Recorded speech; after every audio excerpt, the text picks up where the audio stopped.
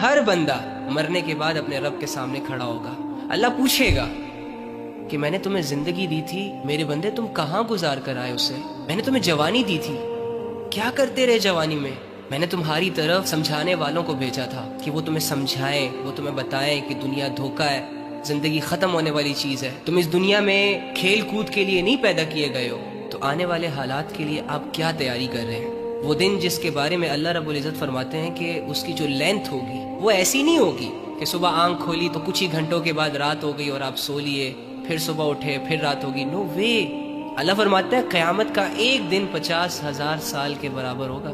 Can you imagine? آپ 5 minute کے لیے امیجن کریں کہ سب کچھ ختم ہو چکا ہے، زمین ایک فلیٹ میدان بن چکی ہے، اور میں اور آپ اور ہم جیسے لاکھوں کروڑوں اربوں کھربوں انسان اللہ کے سامنے کھڑے ہیں، اور اللہ رب العزت ایک ایک کو اپنے پاس بلا رہا ہے اور اس سے یہ پوچھ رہا ہے کیا کرتے رہے، کہاں گزاری زندگی. اور میں اور تم کھڑے ہو کر اپنی باری کا انتظار کر رہے ہو. ڈر اور خوف نے ہمیں گھیرا ہو.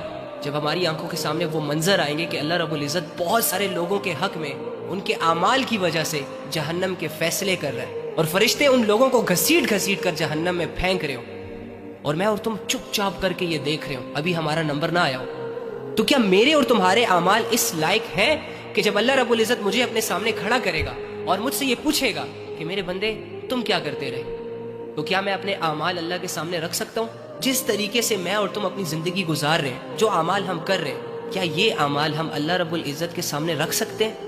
ہماری تو راتیں گھنونی، ہمارے تو دن دھوکے بازیوں میں گزرتے ہیں، زبان سے نکلنے والے الفاظ جھوٹے، دل میں پیدا ہونے والے خیالات گندے. اپنے ہی ہاتھوں سے ہم نے اپنی زندگیوں کو اندھیروں، گمراہیوں اور بے حیائیوں کے حوالے کر دیا. یار کیا ہم مریں گے نہیں؟ کیا ہم سب نے آب کوثر پیا ہوا ہے؟ تو اگر ہمارا اس بات پر ایمان اور یقین ہے نا کہ ہم نے مرنا ہے، اور دوسری جانب پھر یہ یقین ہے کہ مرنے کے بعد دوبارہ زندہ ہونا ہے، اور تیسری جانب اگر یہ یقین ہے کہ اللہ رب العزت نے اپنے سامنے کھڑا کر کے پوچھنا ہے، تو پھر مجھے چاہیے کہ میں اپنی زندگی سوچ سمجھ کر جیوں، اپنے فیصلے اللہ کو سامنے رکھ کر کروں، اپنے اعمال پر گہری نظر رکھوں، رک جاؤں ان تمام اعمال سے جن اعمال کو کرتے ہوئے ہمارا ضمیر ہمیں 10 آوازیں دیتا ہے کہ بھائی تو غلط کر رہا ہے، بھائی تو اللہ کی نافرمانی کر رہا ہے، ظلم کر رہا ہے، بے حیائی کر رہا ہے، گناہ کر رہا ہے. لیکن ہم اپنے ضمیر کو کتنے اچھے طریقے سے چپ کروا لیتے ہیں کہ کچھ نہیں ہوتا، کوئی بات نہیں، اسکوپ چل رہا ہے، دنیا کر رہی ہے، تم بھی کر لو، نہیں ہوگا کچھ. ایٹ ڈرنک اینڈ بی میری ڈوڈ، کچھ نہیں ہوگا.